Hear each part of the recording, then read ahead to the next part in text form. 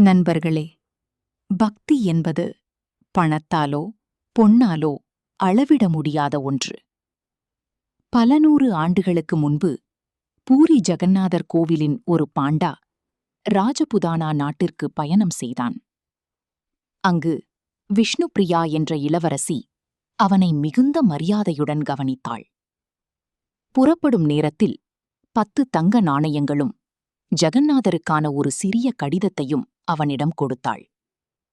ஆனால் பெரிய காணிக்கை எதிர்பார்த்திருந்த அந்த பாண்டா அந்த கடிதத்தை மதிக்காமல் குப்பையில் எறிய நினைத்தான். அந்த இரவு ஜெகந்நாதர் அவன் கனவில் தோன்றி அந்த கடிதம் சாதாரணமல்ல என்று கூறினார். பயந்து போன பாண்டா மறுநாள் அந்த கடிதத்தை திறந்து பார்த்தபோது பொன்னெழுத்துகள் போல் ஒளிரும் வார்த்தைகள் அவனை அதிர்ச்சியடையச் செய்தது. உலகத்தில் உள்ள எல்லா செல்வங்களும் உங்களிடமே இருக்கின்றன ஜெகந்நாதா. ஆனால் என்னிடம் இருக்கும் ஒரே பொருள் என் மனம் மட்டுமே. அதை உங்களுக்கே சமர்ப்பிக்கிறேன் என்று விஷ்ணுபிரியா எழுதியிருந்தாள்.